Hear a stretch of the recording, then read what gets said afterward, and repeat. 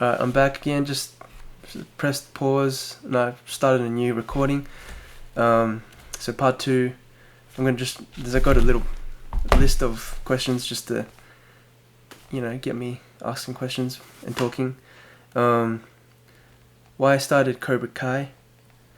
I started Cobra Kai because I didn't know it was Cobra Kai, and then found out later that the karate that the Cobra Kai is based on is the American Tang Sudo via the Chuck Norris, but of course all ties back to the Grandmaster Honki, founder of Tang Sudo.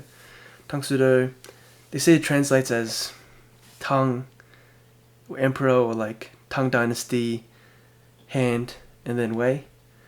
And then recently I've come across translations as karate, but in a different way, just karate.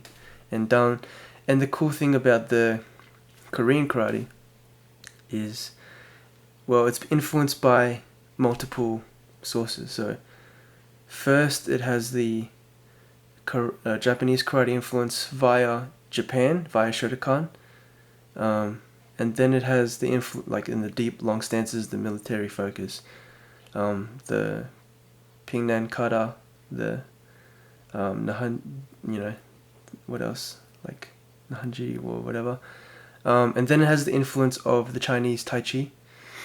So the more you progress, the harder forms, the more advanced forms have a Tai Chi, Kung Fu lineage in terms of the movement, the breathing, and just the more flowy and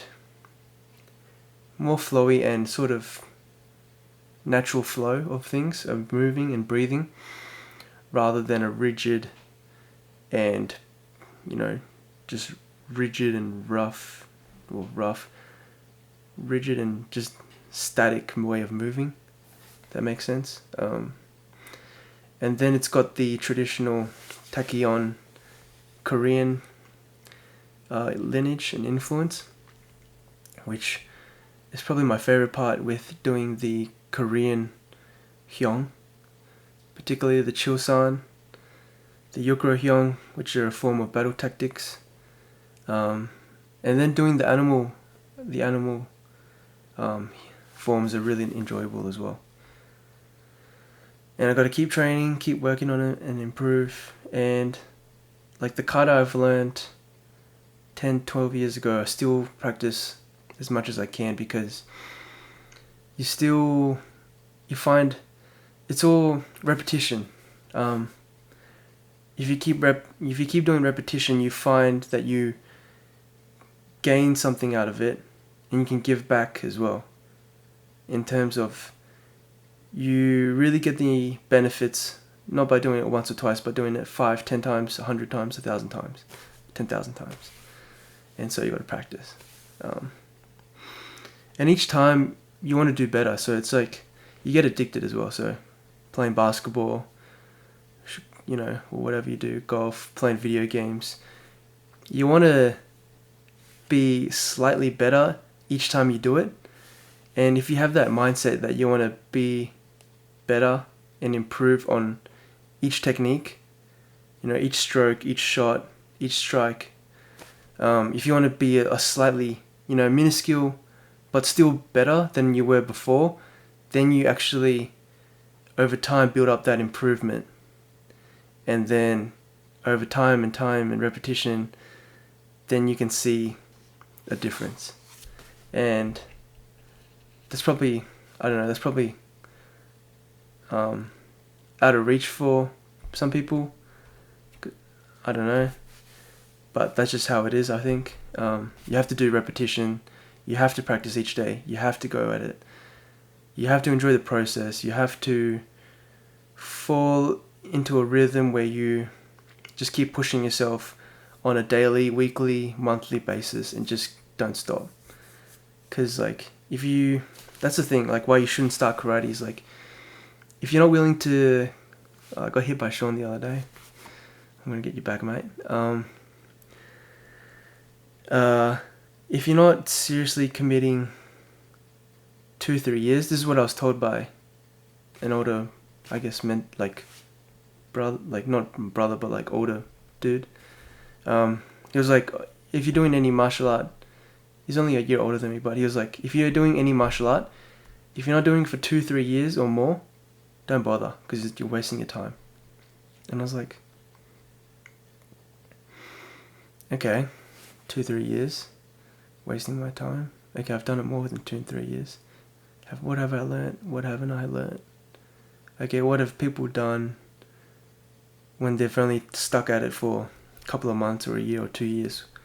What is the result? The result, it varies. I think the main thing would be that people just forget. So you can be training for 2 years straight, stop for a month, and you've already forgotten a ton of what you've learnt over the 2 years. So in that sense, it is, I guess, wise that straight off the bat, if you don't want to commit years, don't have a go. But at the same time, if you don't have a go, you don't know if you like it or not. So, yeah. If you don't know if you like, you might as well give you give yourself that opportunity to see if you actually like it or not, and then decide for yourself if you want to commit. And yeah. Why I'm not a qualified sensei or instructor. I've been instructing, well, as a coach for basketball, I've always been sort of mentoring and coaching and teaching. I find I'm pretty good at teaching in that when I learn something, I want to learn it in a multi-dimensional way. So up, down, left, right, in every single way possible. So I really understand the essence of what I'm trying to teach. And then cater it to the person who is trying to learn, because each person learns differently, and my intention is always to get it across as simple as possible in the most creative way and suitable way to teach someone. So I don't believe, well, like time is important, right? So I don't want to waste any time. So just be straight, direct, simple. Okay, how simple do I need to be? How sophisticated do I need to be in order for this person to get what I'm trying to communicate to them? Why am I not a qualified sensei? Is that I haven't received my qualification. I submitted it in the last year, and I started pre-COVID in my paperwork. So after my 3rd dan testing, I was like, what's next? 4th dan. What comes with that usually is a sabum, which is master rank, master instructor. So I was like, I better get the assistant instructor and instructor qualification first, eh? And I've always felt I've not been worthy to have an instructor title, because, at the end of the day, what do we know? Like, what do I know? In the grand scale of things, probably nothing. And then, what does that instructor know? Okay. The techniques, okay. What do they really know? Okay. And then maintaining that respect for the instructors in my class, and that, it'd be, at what point is it respectful for me to become an instructor, and what point is it disrespectful for me to become an instructor, and potentially devalue what they've been doing and supporting the entire growth of the class. Okay.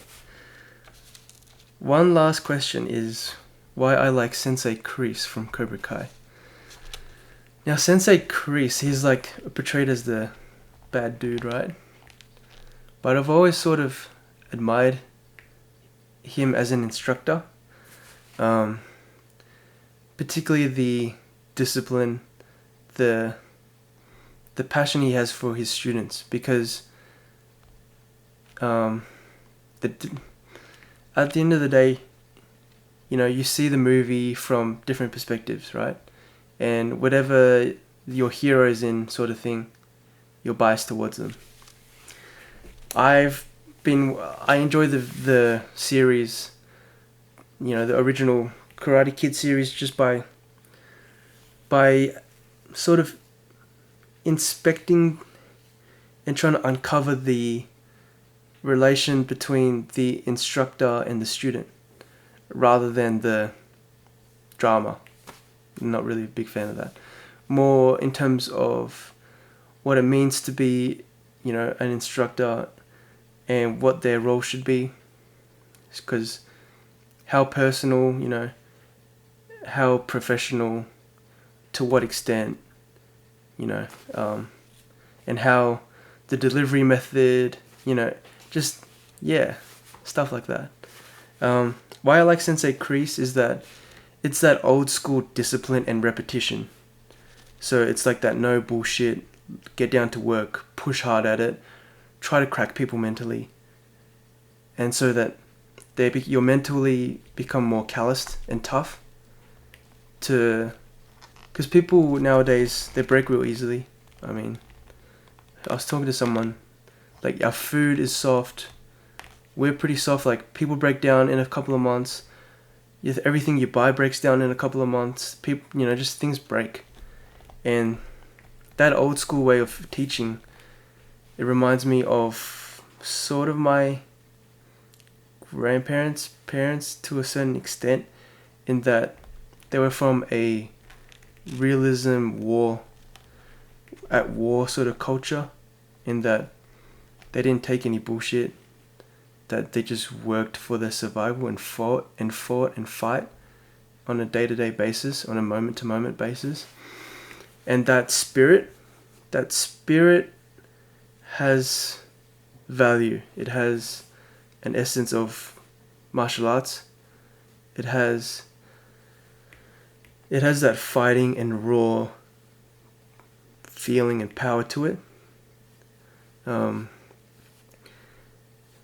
And that, he says, our soft generation is lacking, and to a certain extent he's correct. I don't 100% of course agree with that, because it's out of date sort of thing, but there's important parts that we shouldn't overlook, and then potentially learn from, and then try and make our modern day martial arts potentially better.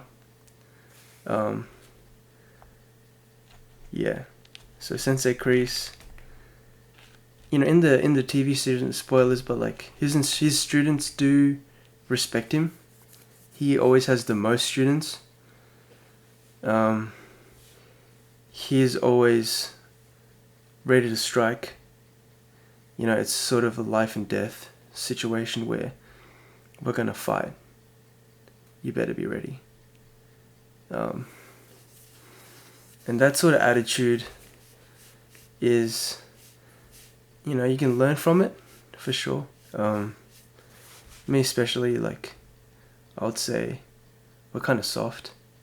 Well, it's not bad being soft, just like having that bit of mental discipline and focus when you're training can potentially bring out and have good results for your training, because when you're focused on something, you have a target, you have an aim, you're not messing around, then you can bunker down and just try and achieve some things.